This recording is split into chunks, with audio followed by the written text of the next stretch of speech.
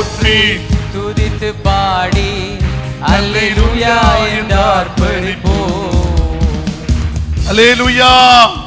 சந்தோஷமா இருக்கு எல்லாரும் ஒரு அல்லே சொல்லுங்க. அல்லேலூயா. கைகளை அசைத்தல் சொல்லுங்க. அல்லேலூயா. கரங்களை தட்டியல் சொல்லுங்க. அல்லேலூயா. யாவரும் அமர்ந்து கொள்ளலாம். தேவனுடைய பிரசன்னம் நம்முடைய ஆலயத்தை நிரப்பி இருக்கிறது. கர்த்தருடைய நாமத்திற்கு மகிமை உண்டாகட்டும். கர்த்தருடைய நாமம் மகிமைப்படுவதாக. கடந்த வாரத்தில் தேவ ஜனங்கள் செய்த பாவத்தை குறித்து, அதாவது இஸ்ரவேல் ஜனங்கள் செய்த பாவத்தை குறித்து நான் உங்களோடு பேசினேன். இஸ்ரவேல் ஜனங்கள் எவ்வளவாய் பெருகி வந்தார்களோ அவ்வளவாய் கர்த்தருக்கு விரோதமாக அநேக பாவங்களை செய்தார்கள் என்று ஓசியா 4ஆம் அதிகாரம் 7ஆம் வசனம் 8ஆம் வசனத்திலும் அருமையான தேவனுடைய பிள்ளைகள் நாம் படித்தோம். அவர்கள் செய்த முதல் பாவம் என்ன, முதல் அக்கிரமம் என்ன, முதல் தவறு என்ன, எவ்வளவாய் பெருகினார்களோ அவ்வளவாய் எனக்கு விரோதமாக பாவம் செய்தார்கள் என்று சொல்லி நாம் படித்தோம் அல்லவா. அவங்க முதல் செய்த பாவங்கள் என்ன? அருமையானவர்களே, என் வேதத்தினுடைய மகத்துவத்தை என் ஜனத்துக்கு நான் எழுதி கொடுத்திருக்கிறேன். என் ஜனங்கள் அதை அந்நிய காரியமாக எண்ணி என் வேதத்தை மறந்து விட்டார்கள். என் வேதத்தை படிப்பதற்கு மறந்து விட்டார்கள். இன்னைக்கு அநேக கிறிஸ்தவர்களுக்கு கூட வேதத்தை படிப்பதற்கு நேரம் இல்லை. சாப்பிடுவதற்கு நேரம் இருக்குது, பிசினஸ் பண்ணுவதற்கு நேரம் இருக்குது, பலவிதமான காரியங்களை செய்வதற்கு நேரம் இருக்கிறது, தூங்குவதற்கு நேரம் இருக்கிறது. ஆனால் ஒரு அதிகாரத்தை படிப்பதற்கு நேரம் இல்லை. இன்னைக்கு அநேக கிறிஸ்தவனுடைய வாழ்க்கை, இவர்களை பார்க்க வேதத்தை படிக்காதவன் செத்த கிறிஸ்தவன். வேதத்தை அவன் படிக்கவில்லை. தேவனுடைய பிள்ளைகளே, நம்முடைய ஆண்டவர் நம்மை பார்த்து சொல்லுகிற வார்த்தை என்ன? நான் உனக்கு இந்த வேதம் உன்னுடைய கால்களுக்கு தீபம், பாதைகளுக்கு வெளிச்சம் என்று சொல்லி நான் உனக்கு எழுதி வைத்திருக்கிறேனே, வெளிச்சத்தை நீ ஏன் மறந்து வாழ்கிறாய்? அந்த இஸ்ரவேல் ஜனங்கள் செய்த அவங்க பெருக பெருக பெருக பெருக ஆண்டவர் இவ்வளவுதானா? ஆண்டவரை பாவம் செய்தா அவர் நம்மளை அடிக்க மாட்டாரு, அவர் நம்மை தண்டிக்க மாட்டாரு என்று சொல்லி இவ்வளவுதானா இவ்வளவுதானா என்று சொல்லிவிட்டு வேதத்தை படிக்காதபடிக்கு செல்போன்ல பல மணிக்கூர் இருப்பார்கள், கதை பேசுவதற்கு பல மணிக்கூர் இருப்பார்கள், ஊரு கதை உலக கதை சொன்னா பல மணிக்கூர் இருப்பார்கள். ஆனா வேதத்தை படிப்பதற்கு நேரம் ஒதுக்கவில்லை. அந்த வேதத்தை படிப்பதற்கு நேரம் ஒதுக்காவிட்டால் அடுத்த ஸ்டெப் எனக்கு தெரியுமா? அடுத்த உங்களுடைய வாழ்க்கை என்ன தெரியுமா? அகங்காரம், ஆணவம் உன் இருதயத்தில் புகுந்து விடும். ஏன்? நீ வேதத்தை மறந்து ஓடும் பொழுது உலகத்தை சொல்லிப்பாரு, தள்ளிப்பாரு, தள்ளிக்கல என்று சொல்லுகிறார்களே. ஆனால் ஆண்டவர் சொல்லிப்பா, மகனே நீ வேதத்தை படிக்காம போற, உனக்கு எத்தனையோ முறை எச்சரிப்பை கொடுப்பார். அந்த எச்சரிப்பை கொடுத்து நம்முடைய வாழ்க்கையில் கீழ்ப்படியாவிட்டால் சொல்லி பார்ப்பாரு, ஏதோ சூழ்நிலையில ஒரு அடி அடிச்சு பார்ப்பாரு, அதுலயும் கீழ்ப்படியலைன்னா அவர் என்ன செய்வார்னா, சரி நீ எந்தாலையும் போப்பா, தள்ளி விட்டுருவாரு. அதனுடைய வாழ்க்கையிலே அகங்காரம், ஆணவம், நான் பேசுகிறதான் சரி, நான் செய்கிறதான் சரி, நீ செய்கிறது சொல்லுகிறது சரியில்லை, நீ பேசுகிறது சரியல்ல, நீ பார்க்கிறது சரியல்ல என்று சொல்லிக்கிட்டு ஆண்டு பெற்றோர்களை எதிர்த்து நிற்பதும் மற்றவர்களை எதிர்த்து நிற்பதும் அங்கே என்ன செய்கிறது? ஒரு அகங்காரம், ஒரு ஆணவம். அங்கே எதை செய்தாலும் நான் செய்கிறதான் சரி என்று சொல்லிக்கிட்டு ஓடுகிற அனுபவங்கள் மக்களுக்குள்ளே இன்னைக்கு உலகத்தில் அதிகமாக புகுந்திருக்கின்ற ஒரு சம்பவங்கள் இதுதான். அடுத்து இன்னைக்கு நான் உங்களுக்கு சொல்ல போற காரியம் என்ன? வேதத்தை மறக்கும் பொழுது அகங்காரமாக வாழுகிற வேளையிலே வேதம் என்ன சொல்கிறது? ஓசியா தீர்க்கதரிசன புத்தகம் 6ஆம் அதிகாரம் 4ஆம் வசனமும் 7ஆம் வசனத்தை படித்து பார்க்கும் பொழுது என்ன சொல்கிறது? எப்ராயிமே உனக்கு நான் என்ன செய்வேன்? யூதாவே, உனக்கு என்ன செய்வேன்? உன் பக்தி காலையிலே காணும் மேகத்தைப் போலவும் விடிய காலையிலே தோன்றும் பனியைப் போலவும் ஒளிந்து போகிறதே, ஒளிந்து போகிறதே. 7ஆம் வசனம், அவர்களோ ஆதாமை போல உடன்படிக்கையை மீறி அங்கே எனக்கு விரோதமாக துரோகம் பண்ணினார்கள் என்று ஆண்டவர் இஸ்ரவேல் ஜனத்தை பார்த்து அவர் வேதனையோடு பேசுகிற வார்த்தை தான் இது. எப்ராயிமே, உனக்கு என்ன செய்வே? யூதாவே, உனக்கு என்ன செய்வே? உங்களுடைய பக்தி, ஓ எப்ராயிமுடைய பக்தி, யூத ஜனங்களுடைய பக்தி என்ன செய்கிறது? காலை யூதாவை, உனக்கு என்ன செய்வே? உங்கள் பக்தி காலையில் காணும் மேகத்தை போலவும் விடிய காலத்திலே தோன்றும் பனியை போலவும் அல்லவா இருக்கிறது. உங்களுடைய பக்தி அப்படித்தான் இருக்கிறது. ஒரு பாருங்கள், காலையிலே நீங்கள் எழும்பும் பொழுது எங்கு பார்த்தாலும் பனிகள் நிரம்பி இருக்கிறது, எங்கு பார்த்தாலும் மேகங்கள் நிரம்பி இருக்கிறது, அதை பார்க்க முடிகிறது. ஆண்டவர் இஸ்ரவேல் ஜனத்தை பார்த்து சொல்லுகிற வார்த்தை என்ன? மேகத்தை போல பனியை போல உங்களுடைய பக்தி இருக்கிறது. உண்மையான பக்தி இல்லை.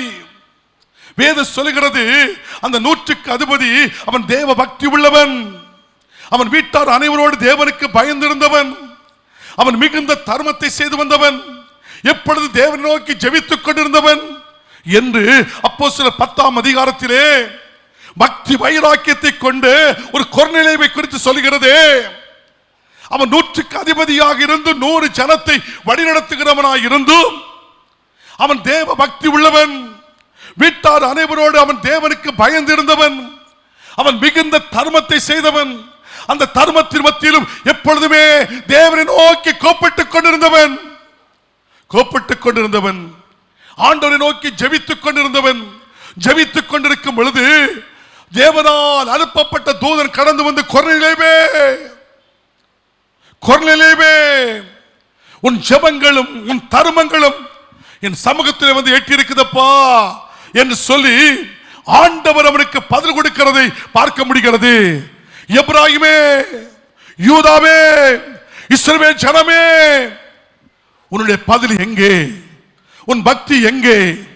காலையிலே தோன்றுகிற மேகத்தை போல இருக்கிறதா? உன் பக்தி எங்கே? காலையிலே தோன்றுகிற பனியை போல இருக்கிறதா? உன் பக்தி இன்னைக்கு அநேக கிறிஸ்தவனுடைய பக்தி எல்லாம் பனியை போல்தான் இருக்கிறது, மேகத்தை போல்தான் இருக்கிறது. மேகம் கடந்து கடந்து போகிறது, பனிகளும் மாறி போகிறது.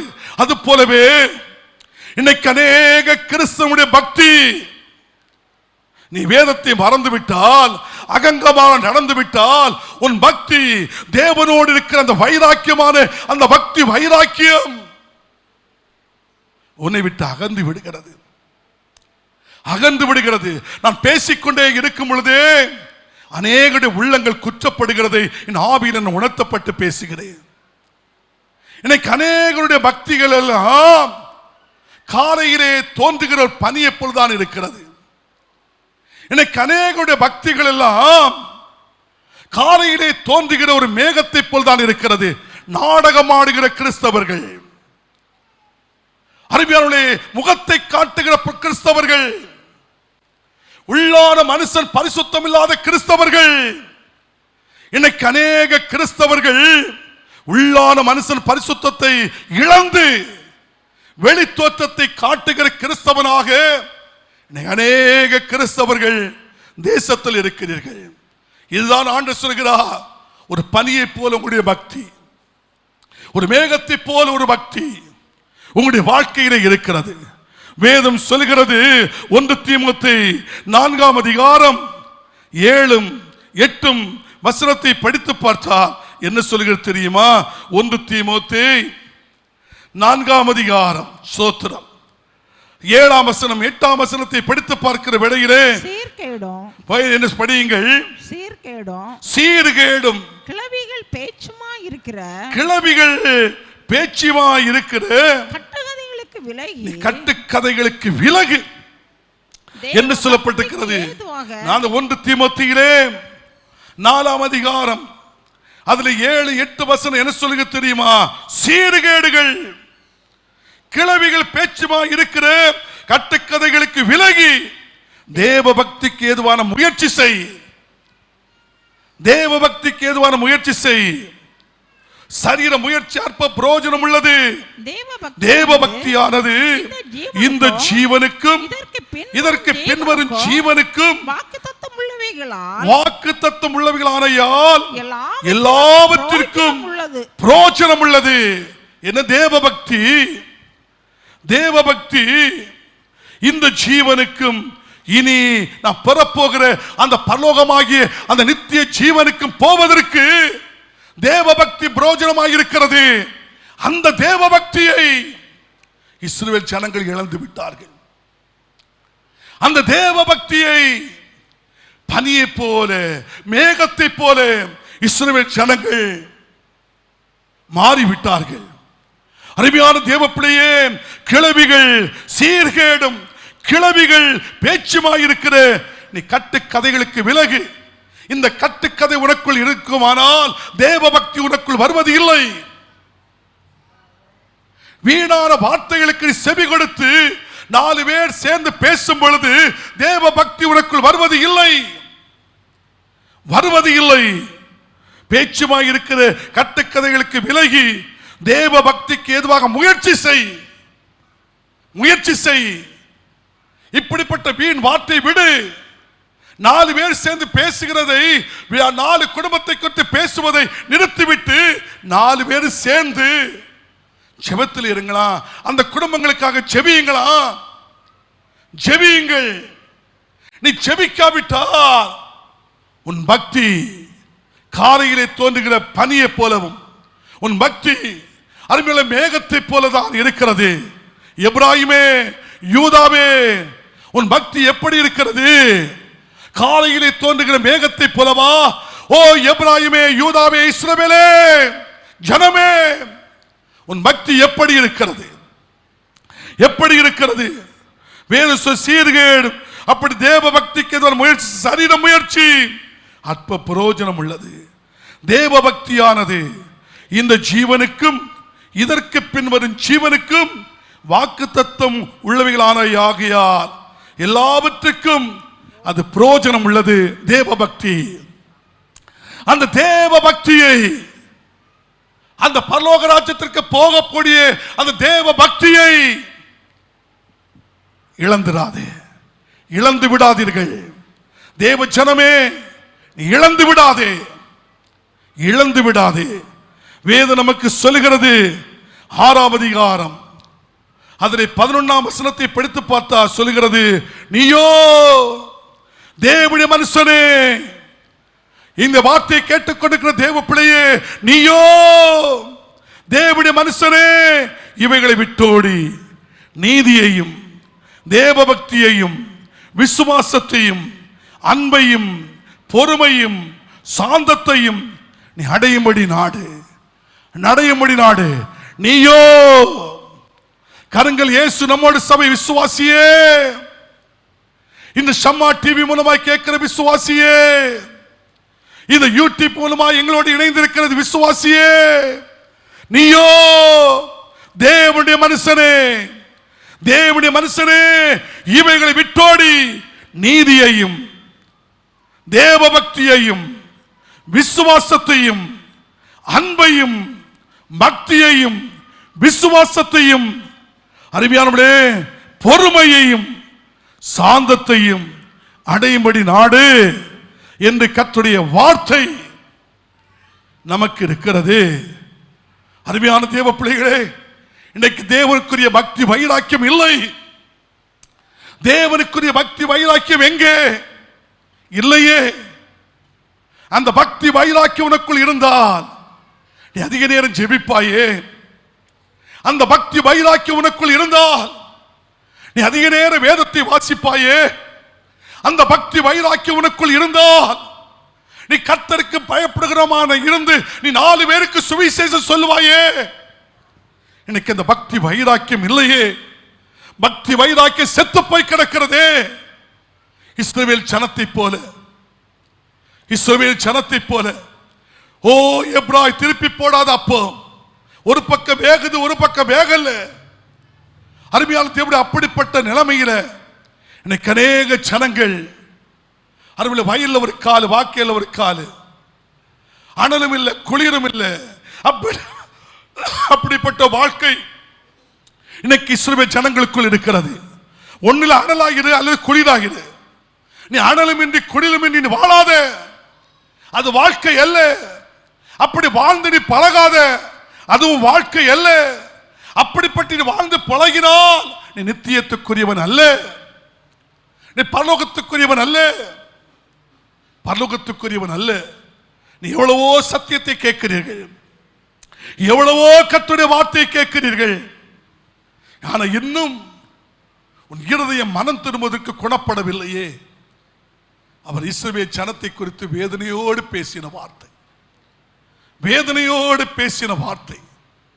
அருமையான கர்த்தருடைய பிள்ளைகளே, நான் ஒன்று உங்களுக்கு சொல்லுகிறேன். இன்னும் ஒரு வார்த்தையை நான் ஞாபகப்படுத்தி விட்டு நான் உங்களோடு பேசுகிறேன். ஓசியா 7ஆம் அதிகாரம் 8ஆம் வசனத்தை படித்து பார்த்தால், எப்ராயிம் அந்நிய ஜனங்களோட கலந்திருக்கிறான். எப்ராயிம் அந்நிய ஜனத்தோடு கலந்திருக்கிறான். இஸ்ரவேல் ஜனங்கள் அந்நிய ஜனத்தோடு கலந்திருக்கிறான்.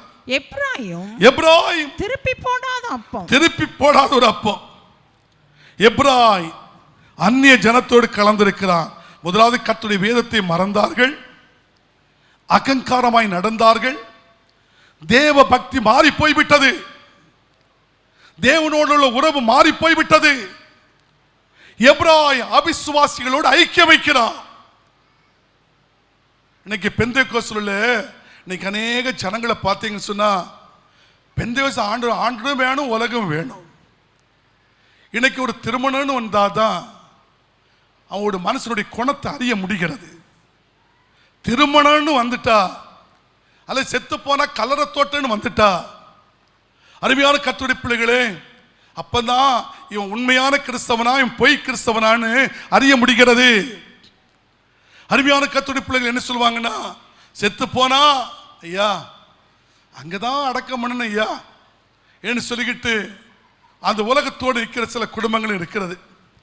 ஆனா சில நேரத்தில் கல்யாணம்னு வருது பாருங்க, கல்யாணம்னு வருது பாருங்க, ஆவிக்குரிய ஜீவங்கள் மறந்து விட்டது.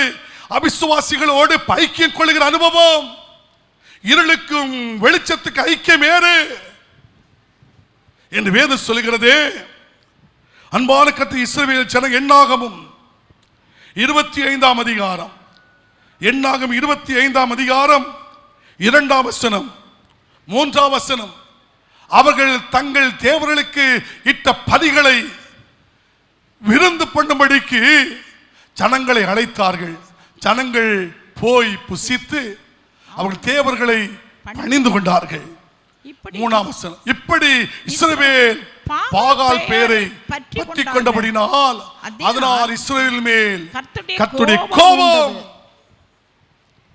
வருகிறது. அருமையான தேவனுடைய ஜனமே, திருமணம்னு ஒண்ணு வந்துட்டுன்னு சொன்னா பாகாலுக்குள்ள பேராங்க, உலகத்துக்குள்ள பேராங்க. ஐயா ஒரு நாள் தான் ஐயா, ஒரு நாள் அந்த சபைக்கு போமா, கல்யாணத்தை பண்ணிட்டு இங்க வந்துருவான் ஐயா. இன்னைக்கு பேசுகிற கூட்டங்கள் ஏராளம், ஏராளமாய் இருக்கிறது. பெற்றோர்களே, நீ பல வருடமாய் ஆவிக்குரிய ஜீவியத்தில் இருந்தும் உன் நிலைமை செத்து போய் கிடக்குது, உன் வாழ்க்கை செத்து போய் கிடக்குது, செத்து போய் கிடக்குது.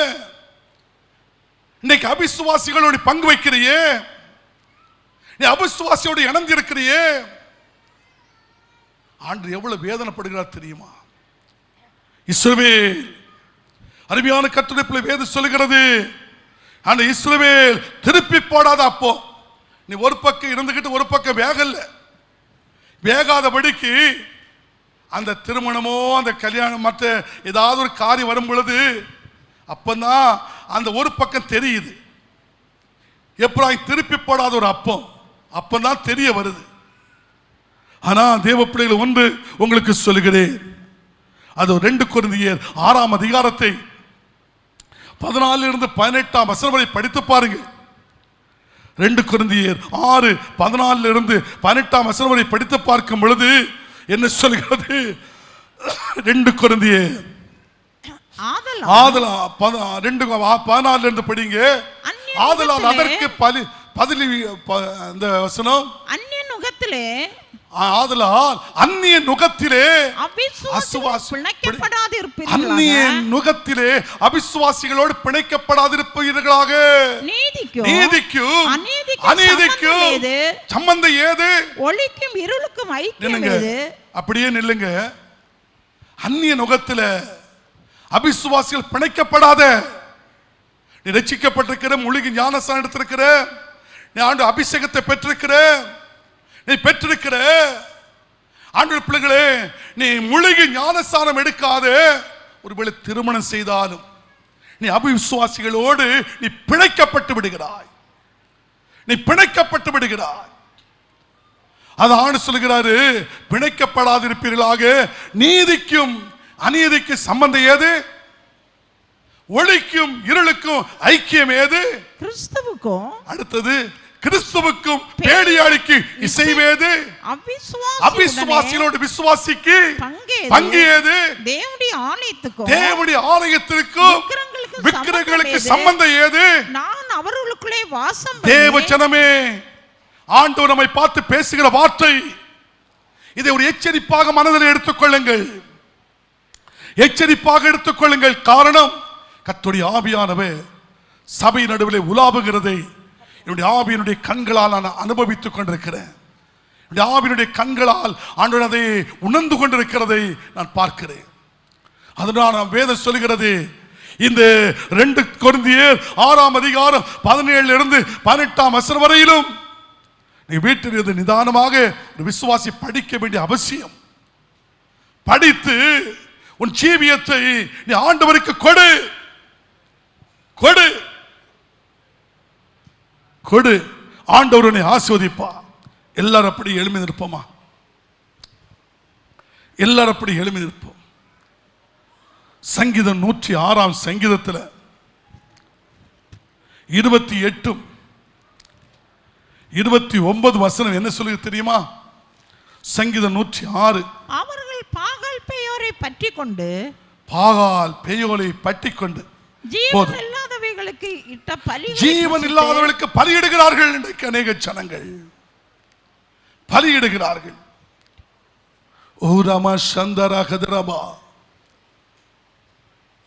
அன்பான கர்த்தருடைய ஜனமே, இந்நாட்களிலே இஸ்ரவேல் ஜனங்கள் செய்த பாவம் என்ன? ரட்சிக்கப்பட்ட ஜனங்கள் செய்த பாவம் என்ன? ஆசீர்வாதத்தை பெற்ற ஜனங்கள் செய்த பாவம் என்ன? கர்த்தருடைய வேதத்தை மறந்தார்கள். 1. அகங்காரமாய் நடந்தார்கள். 2. 3வது தேவ பக்தியை வெறுத்தார்கள். காலையிலே காண்கிற மேகத்தை போலவும் பனியை போலவும் இஸ்ரவேலுடைய பக்தி மாறி போய்விட்டது. 4வது இவ்வளவுதானா என்று அவிசுவாசிகளோடு உலகத்தோடு ஐக்கியம் வைக்கிறார்கள். அநேகருடைய வாழ்க்கை அப்படிதான் இருக்கிறது. ஐக்கியம். எல்லாரும் ஒருவேளை இந்த வார்த்தை யாரும்